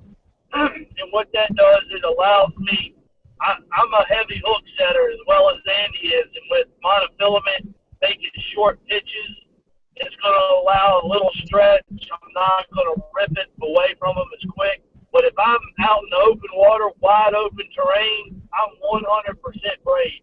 Because there's most of your bites are going to happen in the first 10 feet of your cast anyway. So say you made a 40-yard cast, and I got my filament, dang on, my man's will not have hooks on it because I'm not going to hook him. So I use braid. If I'm picking long casts, open water, I'll use braid. If I'm making short casts, I'm going to use my filament. When I'm making short casts, I'm going to use a little bit stiffer of a rod. When I'm making long casts, because I am using braid, I got to trunk my hook set. Whenever I use braid, everything goes medium heavy to heavy. So when I'm throwing braid, I have to throw a medium heavy rod just to trunk my hook set so I don't get overpowered with that braid. But that's kind of my rule of thumb. Short cast, monofilament, long cast, braid, and you can vary from a medium heavy rod and finish it up. Morgan, go ahead and follow that up. Yeah, that's pretty much exactly. It's my same plan too. Dudley, he's dead on right there. But I do use a little more of a limber rod. I use more of a medium style rod, and especially with that topwater, I like to actually wind into them as much as I can. And also, and Dudley, I'm sure does it too. I try to put a little bigger hook on my bait sometimes. Well, not to take away from the action, but you get just on the verge of taking away from the action. I like to use that big hook that keeps them from throwing the bait as much, and you just land more fish. And I really, when I hook a fish on a topwater and I think he's got it pretty good, I try to own them. I don't really let up on them, and I know Dudley don't, and I'm sure Byron don't either. Once you get those big old trebles in them, I mean, bring them on. Either they're going to jump off and get away, or you're going to catch them, but you're going to know real quick either way. You know, I got a question for you because I've had a problem, and I don't know what it is. It must be the way I cast or the way I work the bait, but you guys don't have the braid ever getting caught up in all those treble hooks and that topwater, and especially when you're working at me and braid just don't get along on topwater. And out Lake Mead, U.S. Open, throwing that thing, I've made some incredible casts, had some stuff going, and all of a sudden that hooks and that braid starts getting mixed up together, and you're done, you know. And it's like you're in the strike zone, and all of a sudden your bait becomes it becomes irrelevant because it's got braid mixed up with those, especially that front hook when you're talking about throwing a walking bait, for instance. A walking bait and braid, just for me, do not get along. Are you guys using at least a leader of some kind, or are you straight braid all the way through it, and just you guys are better than me at throwing it? Is that what it is? It's a pain in the butt, Byron. It's the same thing. And it seems like always when that happens, when it gets in that braid knot around that front hook, it's right in a school of 4-pounders when they're up on the surface busted. It's always at a horrible time. But, I mean, yeah, it happens to me too. It's the same old thing. You just hope it don't happen at a bad time, which it usually does. Right. I'm with you, though, Brian. That was a good point you brought up, something that I forgot to mention. I do put about a 4 to 2 foot leader on my braids when I am throwing walking baits. I'm glad you brought that up because I reckon that's just something I always take for granted. But yes, I do put, especially if you're throwing a spin master with braid, it's impossible for the braid not to get up around it. And you have to have that leader in front of it, because if you don't have a monofilament leader in front of it, that braid will wrap around them props quicker than you can shake a stick at. So, yeah, that was an excellent point you brought up. See, thank you, Dudley. Thanks, Byron. Good question. Did you get that, Andy? Because I think he just gave us a pro secret. He didn't want to bring it up, but he went honest with us because you and I are not putting 1 foot leaders in front of our braid, are we, Morgan? Nope. That's why we've got the old knots around that front hook. And here's Dudley saying, oh, by the way, I forgot to mention something that I'm kicking your butts with. I put a leader in front, so I'm a lot more efficient than both you, Morgan, and you, Velvet. How about that? Exactly right. Now, I've got another question. Dudley, are you too, Byron? What knots do you guys tie? Yeah, this is the real deal. This is the real deal right here. Okay, go ahead. I'm a San Diego knot. You know, I'm gonna have to claim it. San Diego. And if either the two of y'all say Palomar, I'm gonna gag. I do. You might as well just use a little front runner, because the front runner is like a little swivel, right? You got the little front runner. You tie your braid here, You try your mono here. You got that little front runner in the middle. As long as it's not illegal, you have a little thing in front of the bait that's jumping around. So when that walking boss is out there, you got your little front. Is front runner legal anymore? Now because of the Alabama rig, you're not allowed to throw a secondary bait in front of it. Right? I think they outlawed them, didn't they? You know what I mean? Those little front runners, those little things that are just about that big that you tie your line to. But for me, I use a swivel. I'm old school. I just use a little swivel, and a little swivel will work just as fine as tying a knot, and it definitely won't break. So I have a little bitty swivel in front. It looks like a shad. It's a chrome swivel about that big, and it looks like a little bitty bait fish. And as I'm working that walking bait, my theory would be, because I actually did this at what were we at? We were at down there by Augusta. What's the lake by Augusta? Clark Hill. Yeah, Clark Hill. It was the herring, and I was actually throwing a leader with a little bit of a swivel in front of it, and you could throw that thing out there. You wouldn't get any line twist. You could, and I swear that swivel actually replicated a very small little bait fish as they were chasing it when you're flipping it along. And for me, it worked. But I never did Dudley's deal. I never did braid with mono, and I'm going to now. Thank you, David Dudley. Yes, indeed. With a leader. You guys, no swivel at all. Just direct line tie. No swivel. Swivel. I'm going to use a swivel because I can't tie a good knot. I do not have the ability to have confidence. Braid to mono or braid to fluoro and me do not get along.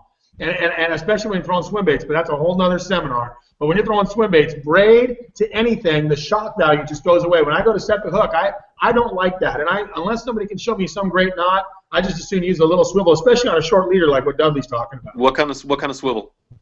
Livingston swivel.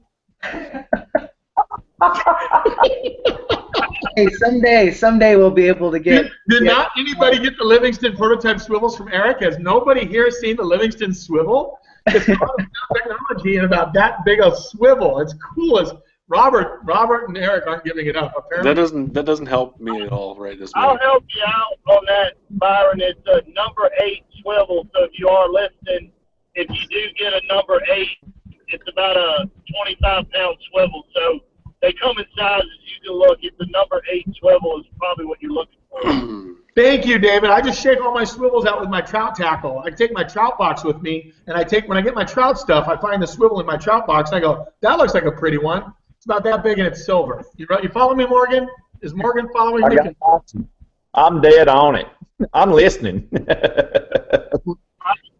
Hey, I love your analogy with the swivel, like the walking boss is chasing fry, trying to eat that little swivel. That's classic. I love that. It's about that big. It's like a ghost minnow. Dude, your swivel, I would paint eyes on my swivel if I could. You take a little, don't use a copper one, man. Use a silver swivel. Put some eyes on it. Put a little bit of fins on it. Like have Robert Photoshop it up for you in the lab, and have these little colored swivels that look like bait fish. And so you're throwing, your walking boss, and it's chasing a little bitty bait about that big. And if you put a little hook on it, follow me here. If you put a little hook on it, sometimes those son of a guns will get off your walking boss, and they'll eat your swivel, and you'll catch an extra fish. We just got a notification that this deal that we've been talking about, this 25% off deal, Nick, so I'm doing this on my phone, so you may have to read this. We got a note from Livingston that the sale we've talked about, we're going to extend that for how many days? A handful of days. So I just got word from HQ here that you know what? Because people don't get paid till Friday, and then of course you're sleeping in late on Saturday, or you're up fishing all the day until 3-4 o'clock on Saturday, that we're going to extend our Topwater sale, our 25% off Topwater sale, till Saturday night at midnight. All you got to do is type EBS in the coupon code box. That whole Topwater, every single one we offer, till Saturday at midnight. Give you guys a little bit of time, get you guys to go fishing on Saturday, and then go get yourself some living. That's 4 extra days. So you basically have 4 extra days to get 25% off the Walking Boss, the Walking Pop 77, the Pro Sizzle, the Pro Sizzle Junior, and the Spin Master. So you got 5 baits that are online. Go to livingstonlures.com and take a look and type in EBS when you check out. 25% off. You can stock up for your entire year over the next 4 days. That's a pretty generous offer. Yeah, your whole entire, everything we're talking about, post-spawn, summer, fall, Topwater works. This answers the question from the live feed. Topwater works almost year-round, even in winter. I didn't even know, David, 40 degree. I still don't believe you about that 40-degree water temperature. You're going to have to show me this guy, and we're going to have to go fishing. Hey, I didn't believe it either. It was Craig Powers is who it was, CP, and he kept telling me, and I said, you're full of baloney. And he said, Dudley, come on in and get my boat. I said, well, give me your GPS coordinates, and I will. So I found him, hopped in his boat, and within 10 minutes, we caught a 3-pounder and a 6-pounder on Topwater. And I said, I'm a believer. That's hard to believe, man. That is, it is. Well, you know what, guys? We like giving away lures during Livingston Live. We love interacting with our fans. And I only got 3 winners picked out here so far for giving away our Livingston Lures Spin Master kit. You know, giving away those Spin Master Topwaters. So all you got to do, got 2 winners left to go tonight. We got another 10, 15 minutes worth of questions. All you got to do is type EBS in that live chat feed box. We got 2 more winners to pick out. You're going to get yourself a free Livingston Lures Spin Master. You can go throw this on some brim beds, go throw it over some spawning beds. Just type in EBS on that live chat feed. We got 2 more winners to pick here before the night's over. Hey, can I point something out? What? Andy Morgan's got so much money, he doesn't even cash the checks. Look right behind Andy Morgan right now. You'll see his checks are just hanging up in his garage. Look at that. I mean, dude, that guy's got so much money. That's like Caddyshack. You know where the guy at Caddyshack, he has checks laying around and Bill Murray comes to visit him? It was, what's his face? I mean, look, there's $100,000 checks back there, and then he probably forgot to cash them or doesn't care to cash them. Dude, those are money. Those are the bank. Look at those checks. Happy Gilmore. Yeah. Anyway, I wish I had Andy Morgan's money. We got Oh, man. So we got Happy Gilmore here, and then we got the Magic Man and El Diablo driving down the road. Dudley, let's get into some of the fisheries near you now. So being based in Virginia, you've got access to like tidal fisheries. I mean, so we were just on Winyah Bay not too long ago. So I mean, within 6 hours of you, north or south of the coast, you've got tidal fisheries. I mean, how do the tidal fisheries play as far as topwater goes? Are they different at all from like an inland lake or a reservoir at all, or what's the situation with the tides? Well, most time on tidal fisheries, either you're just dealing with grass or hard cover. And when you're dealing with grass, you're going to be looking for holes in the grass, or if the tide is high, you're going to be coming over top of all the grass that's just underneath the surface. Or you're going to be target orientated, which means a lot of laydowns, docks, targets, hard cover. You're going to be throwing it around that type of cover. So tidal fisheries, you're more of a targeted, to specific areas when you are making your cast. Then we got some open water lakes also. We got, Smith Mountain Lake is the lake I grew up on, Bugs Island, Kerr Reservoir, Lake Gaston. Those lakes are, awesome fisheries where you could, just about every topwater bait will come into play. Byron, expand on that. Use a little bit of delta knowledge with this whole thing too, because you got the California Delta. Same deal there. Yeah, actually there it's a little bit tougher because you got so much grass at the Delta. A lot of times you get on those tule lines, and a great place to throw a topwater, any kind of topwater besides weedless topwater. And I won't hint about the Livingston frog, or can I? But there might be a Livingston frog someday. Until that show, don't shake your head. What if? I can dream.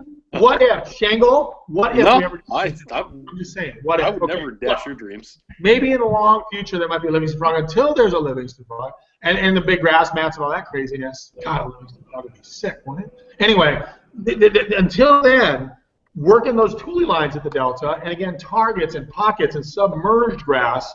Absolutely, you're wanting to fish that bait right there around those targets. And for me, that's the one place you have to throw a braid. Even if I didn't know about Dudley's secret till now, the Delta is the kind of place with so much vegetation and nothing else but that kind of vegetation. The tules, the grass, the matted grass, all that stuff. It's almost a must that you're throwing the braid with it. Definitely. Why did we lose Shangle? Shangle, is that all you got for me? I'm back. I'm doing this on my phone, so I'm trying to. I love Shangle. He does this. Tell He's me the, about. he's the stoic. He's the Is your stoic script up co-host. here? I think Shango's script. He posted his notes up here because he's doing this. Listen, I'm doing this on my phone. You're lucky I can even get this done. Dude, you look good. You look good looking away all the time. You got a great profile. Yeah. You're as sexy as they come. And this is just Red Bull. I swear, there's no vodka in this. This is straight Red Bull. And maybe that's my problem. Well, talking about topwater baits and talking about baits that are coming out soon. Now, David had a little run-in with a 7-pound largemouth on the Viper swim bait. Hey, that's another seminar, but Dudley, talk about that. I know, Byron, it's your bait, but I'm gonna let Dudley explain this swim bait here real quickly while I pull up a photo of it, because that bait can also be used when you take all of the weight transfer balls out of it. It can be used as a topwater. So I'm gonna let David talk a little bit about that. Yeah, this was Dudley's little dirty, not that dirty secret over this last week or so. I mean, so yeah, let's tell the whole story, Dudley, like top to bottom, the whole detailed thing. I haven't even heard it. I'm excited. So, yeah, you can see the picture in the background right there of the fish I caught on it. So I got in the mail the Viper, 8-inch Viper, and so I took it down to the pond there to try it out to see what kind of movement it had, and the transfer balls. What they mean by that is you can add tungsten balls in or out of it. So if you want it to run a little bit deeper, you want it to run a little bit shallower, you can add weight or take off weight depending on what action you want. So my first cast I made with it was like a 7'11" flipping stick, and I made a cast, and when it hit the water, it sounded like, stripers hitting the top of the water. I was like, good gosh. So I start working it, and I'm twitching it, and I made a couple casts with it, and I'm twitching it, and I'm like, man, that looks gorgeous. I'm like, I could eat that right now. And I was trying to get it to turn around, and about that time, one come up and clobbered it. It gave me a heart attack, and a 7-pounder come up and destroyed it. And so from that moment on, of course, my confidence went out of the roof on it. I had it in the boat with me because I knew the gizzard shad spawn when it's a lot colder versus other shad. And the shad were up there spawning at Beaver Lake, and you can get a ton of lookers at that, on Beaver Lake. And when they were coming up there looking at it, it would draw the attention of 10-inch bass all the way up to 3-pound bass. And it was a bait that I could use to search to find them. It's an incredible bait. It's so lifelike in the action that it's mind-boggling that, you're almost scared that everything in the world's going to eat it. But it's an incredible bait.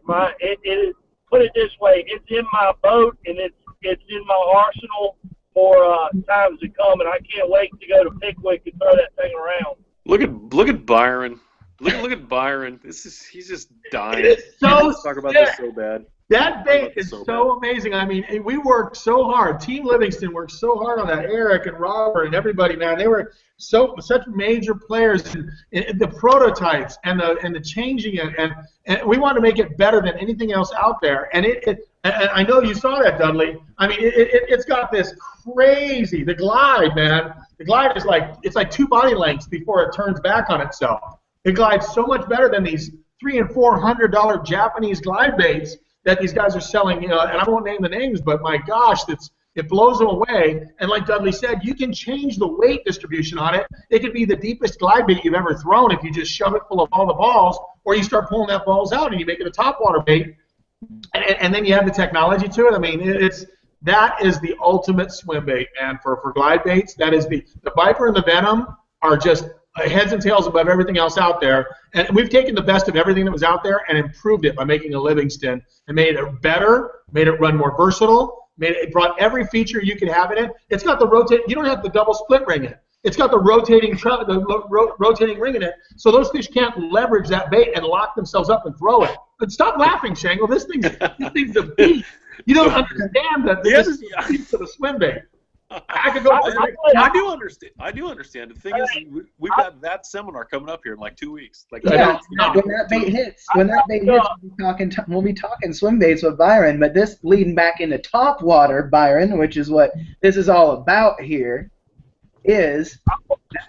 I want to take note of Andy Morgan's face the whole time me and Byron was talking about it. If we could have took a screenshot of his face, he was so intrigued. How quick, Byron, do you think he's going to pick up the phone and say, "Hey, why don't you send me some of those"? I bet he's already got it on speed dial, saying, "Hey, I want some of those Viper 8s now." It's gonna freak him out, dude. It'll freak him out. Oh no. What the hell's mine? He texted the mothership. He already got a hold of the mothership. There's a midnight order going out tonight. The Livingston elves right now are packing up his little. The Livingston elves are doing the thing right over there right now. Well, but Get the store. yeah, on the Topwater, they're going to have to put me to work. I'm going to have to drive back to the warehouse just to ship your guys your swim baits.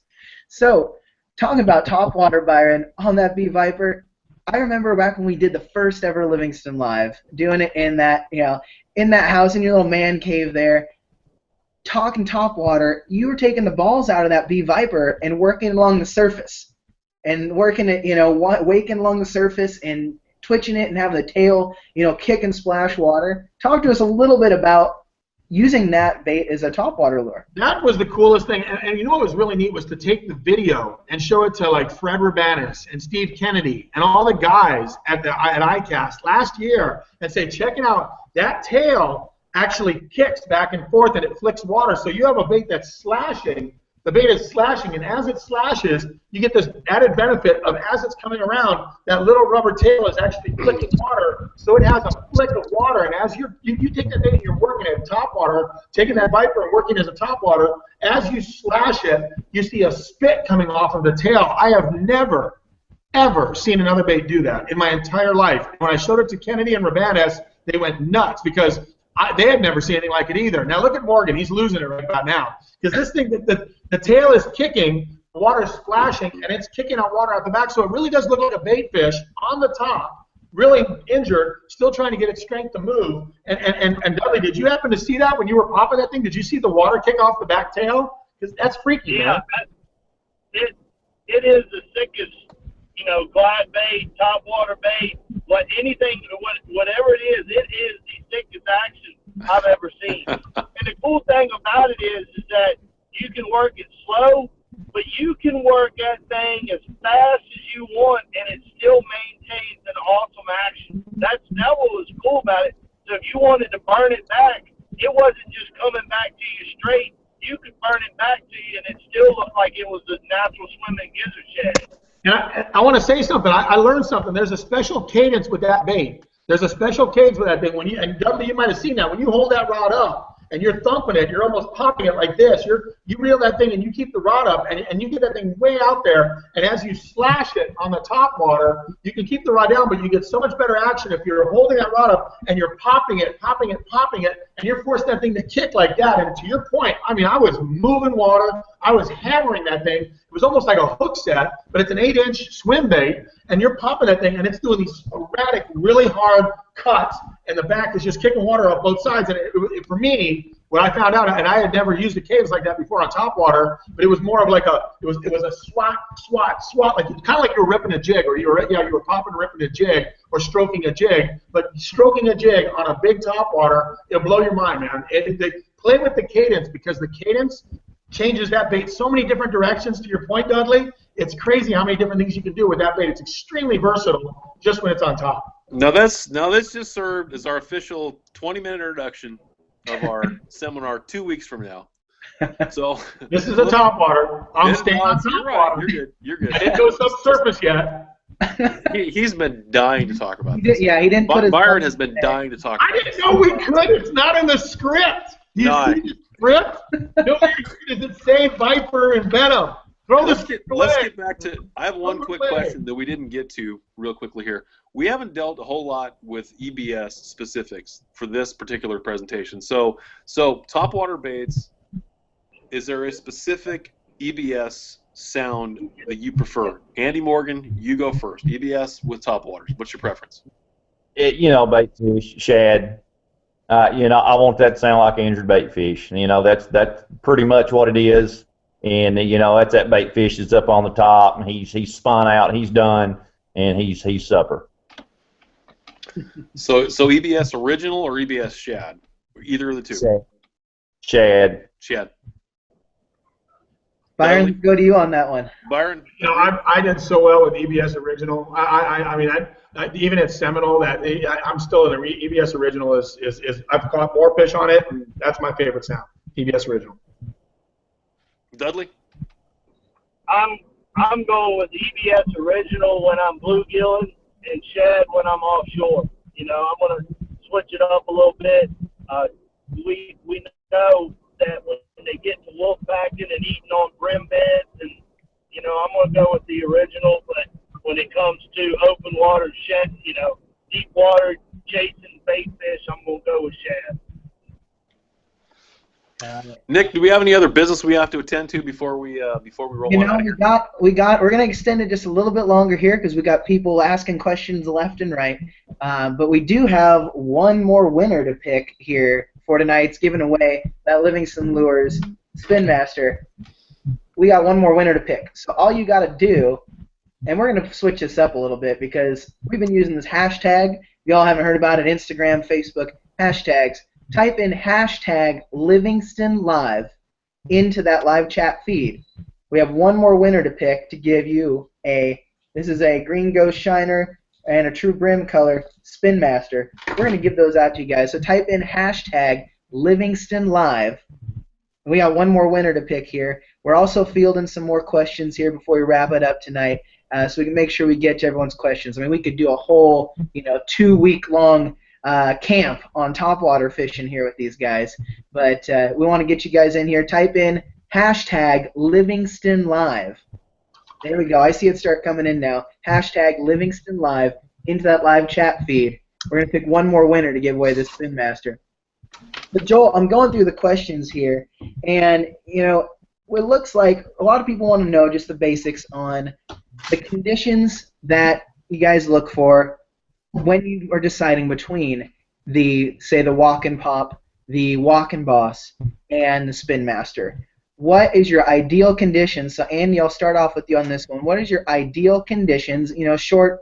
You can just be a short answer, but your ideal conditions for the walk-in bait, popper, and a prop bait. Okay, I mean the prop bait and the popper are pretty much the same for me. It's hot and sunny where you've got a shade line. When you're talking open water on a walking bait, I don't care if it's, as long as it's fairly calm, I'm probably going to want some clouds, maybe a little drizzle of rain or what have you. I want it darker for that walking bait in the open water, but I want the sunshine out for your prop and your pop. Makes sense. David, let's kick this one over to you. Your perfect conditions for Spin Master, walk-in pop, and the walk-in boss. I'm gonna want it calm for all three. Number one, I want the water pretty slick. Spin Master, as far as conditions with that, it's pretty much brim bedding for me. When they get up there shallow, I want it, just throwing it up there around shallow. The walking pop, of course, that's going to be pretty much shade line, cover, hard target, and then your walking bait is for open water. I'm with Andy a little bit on that. I do want it to be a little dark, and whether that's rain, clouds, humidity, fog, I want it to be dark, slick, and sunny. I mean, dark and slick is what I want to walk. Makes sense. So, I don't know if I said anything different. Well, I think we about lost David there. The cops might have thrown him. Cops might be trailing him, throwing the laser on him there, trying to drive with his feet while conducting Livingston Live. But Byron, let's go to you. Let's get the West Coast take on this. Perfect conditions for all three of those styles of baits. I actually like I like the walk-in pop where there's a little ripple on the water. I'm always looking for some water and some disturbance. That's what I use when I'm throwing anywhere that it's almost too windy for any kind of a walking bait. So I really mix it up. A lot of times I found at the lakes out west, the popper was always stronger when you had some ripple, you had some activity in the water, you had something going on. And then once it got real slick and calm, then I can go to the walking boss versus the walking pop. or the Pro Sizzle. I mean, I still think the Pro Sizzle is an amazing bait, and I like that. That's an all-day, calm, middle of the day, your basic walking bait. And then when it comes to prop baits, when there's a lot of shad in the area, you want a different sound, the whoosh whoosh sound. And I know, boy, Dudley was right on with the brim beds. And then when there's a lot of grass around, if I'm at Clear Lake or Delta, I'm going to throw a prop bait a little bit more in those Northern California lakes that have a little bit of grass. But in those desert lakes, with wind, I throw a pop bait, and then once it gets real calm, I throw a walking bait. Perfect. Now that's something good that everyone, no matter where you go in the country, people want to be able to take away from the seminar. Some quick tips on what exactly is a perfect thing when they get out on the lake to look for in topwater fishing. That's perfect. Well, Joel, do we got anything going on here tonight? I mean, we got the last couple minutes here. We'll field one more question or so. But, what you got to do tonight to get your Livingston lures, get your topwaters, and get out and go fishing? Well, let's just offer up here first. I mean, before we cut this off, we need to remind people that usually we're done with our special sales by midnight of the night of. But we got word from headquarters from the mothership that 25% off is going to extend through Saturday. Midnight Saturday, because as we had pointed out to us, people get paid on Thursday, they get paid on Friday. So if you want to buy these baits for the lowest prices you'll find anywhere, I would advise you, however, this: if you can get on tonight or tomorrow, get the colors you want, because that's the one thing that they're gonna go quick. Especially Green Ghost is a really good brim color. The one thing that could happen is that we could end up running out of color. So if you have like a specific color or two or three that you have to get on it for the next day or two, because that's the only danger you've got. If you have to wait until Saturday, I mean, just your colors might possibly be sold out. So move fast if you can. Yeah, most definitely. And one last thing here, we didn't really talk about this whole Fish with a Pro contest. So, Joel, talk about what people can win. We're giving away actually a fishing trip with Andy on Lake Chickamauga coming up here this whole month. How about that? So you get a chance to fish with the goat on his home lake, which for a just month? happened. For a whole month? Which is no, this month. Month? Listen to this. Of course, these guys. We're giving away a trip with fishing with Andy for a whole month. We'll move in. You get a free month's rent in Andy's cabin to go hunting and fishing with for a whole month. How about that, Andy? This month, Andy Morgan is the pro of the month. That's what we mean by that, smartass. So, for the next month or so, when you text EBS to 313131, as the graphic says, you will be automatically entered in the Livingston Fish with the Pro sweepstakes. You could win a trip, an all expenses paid trip. That means we'll pay for airfare, we'll pay for food, pay for lodging, and you get to fish with Andy Morgan on his home lake, Chickamauga, which is a pretty good lake.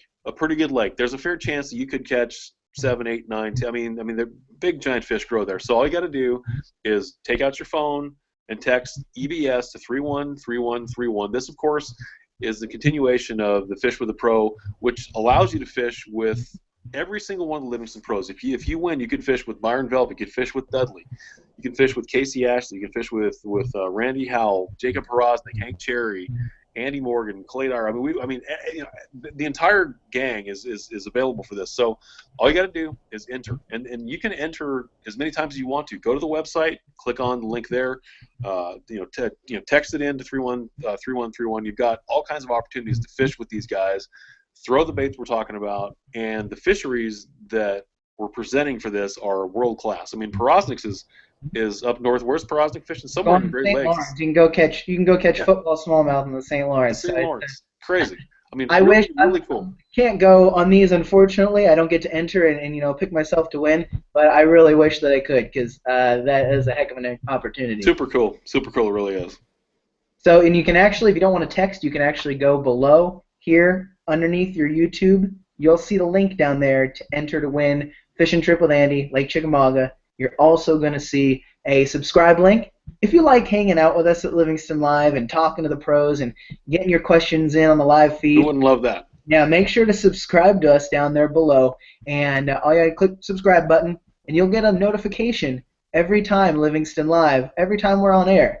You'll get a notification from YouTube. You can join us, ask your questions. You can spend your Tuesday or Thursday night hanging out with the top fishermen in the country. So I think it's a pretty dang good deal no matter what way you look at it.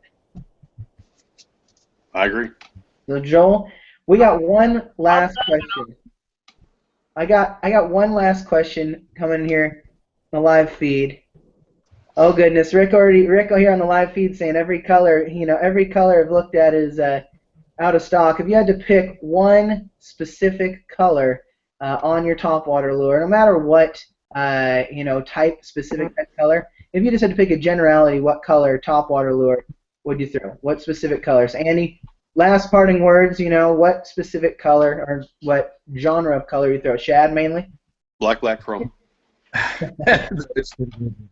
Yeah, I would have to stick with a shad pattern. I mean, look, I'm going to have every color that we have. I mean, there's always, there's something that's going to be your favorite. I'm going to have more than one color, obviously, in the boat with me at all times, but if I had to pick one, just some type of color, it would probably be a shad pattern. Oh, perfect. Byron, from the West Coast, what's the non-shad person got to say about this? Well, it's actually any of this, the ultra naturals. I mean, we don't throw the chromes and the blacks and everything else are not the deal. I go with the bluegill and the shad, obviously, and again, we're really talking about clear water and matching the hatch. I don't fish a lot of dirty stained water, so I see a lot of those crazy colors and a lot of those blings that I know Dudley and Morgan talked about a little bit, and really we shy away from that because we got a lot of super clear water, a lot of bright sun, and it's about throwing things that are just going. You stick to the ultimate naturals. I think West Coast guys do that. They kind of that's probably one of their faults is that they don't fish enough unique colors. They kind of just stick with the traditional basic all naturals. That's David. Why wouldn't you be there? What color would you say? Genre colors would you go through? When the bluegill gets shallow, of course, color, but any other time I'm going with the shad color. Perfect. Joel, you're from Washington. Then hustle over because I guarantee you these colors that we're talking about right here, they're gonna sell. I mean, you better get over there. So if you have the chance, get on to livingstonlures.com right now and go take a look at the Spin Master. Go take a look at the Walking Boss. Take a look at the Walk and Pop, and if you're looking for these shad colors these guys have just talked about, get them ordered now and order a couple, 3 of them because pretty good chance if you wait until Saturday, there's not going to be as much of a selection. Well, there's no bad colors anyway. I mean, there's always a window for every color we have. We didn't produce the color just because we thought it looked pretty cool. There was a reason behind it. They're all good colors. Oh, most definitely. Well, guys, we appreciate everyone tuning in to Livingston Live tonight, and I do have our 5 winners picked out tonight for our Spin Master giveaway. So everyone listen on the live feed there in the live chat. We got Randall Garrett, Johnny Netherland, Nick Turpolis, Kevin Guidry, and Rob Melendez. You guys, make sure you message us your information. We're going to ship you guys out Spin Masters for you guys to go fish and try, take pictures, and let us know how you like them. Send us those big lunker photos. Make sure to message us here, Facebook. You can send us an email. You might be able to message us through Google as well. Send us your info. We'll make sure to send you guys out the prize packages. And then also, Brandon Burkhart, you're getting a prototype. HQ, officially, you are getting a prototype Livingston Lures Frogs. So you might need to send us your information so we can get you the top secret bait. So be sure to contact us if you're one of the winners. Randall Garrett, Johnny Netherland, Nick Turpolis, Kevin Guidry, and Rob Melendez, and Brandon Burkhart. Message us. We'll make sure to get you guys well taken care of. So Joel, any last parting words there, brother? Nope. Just looking forward to seeing these 2 clowns again here at Pickwick here in a couple weeks. It's always interesting to see how we talk about this stuff on Livingston Live, and it's always interesting to see how these guys apply it like in person. Because I know that haven't had as much a chance to talk to Dudley about Topwater yet. I've talked to Morgan a bunch about it, and I'm intrigued by the conversation with them every single time. So to watch these guys, take these things that we talk about, and these baits we talk about, and this EBS technology, and apply it in a tournament situation where they depend on the baits to catch fish is really interesting. So I'm looking forward to Pickwick. I really am. Heck yeah, it'll be a good time to learn a ton, and it's going to be good tournaments, good cranking tournaments. And then also we got Livingston Live coming up here Next week we'll be talking with Stetson Blaylock about his fantastic Beaver Lake tournament, and Andy talking about Beaver Lake. And then soon here, when the Bee Viper and Bee Venom come out here, maybe in a few weeks or so, sometime soon, we'll be taking care of those guys and teaching them how to fish swim baits with Byron. So, Joel, thank you so much for joining us tonight, my man. David, thank you so much. Hopefully, you don't crash there trying to steer with your feet. And Andy, as always, the GOAT, thank you so much for all your knowledge, my man. We appreciate your time. And till next time, guys, tune in, Livingston Live. Find us on Facebook, YouTube. We'll see y'all next time. Have a good night, everyone. Over and out.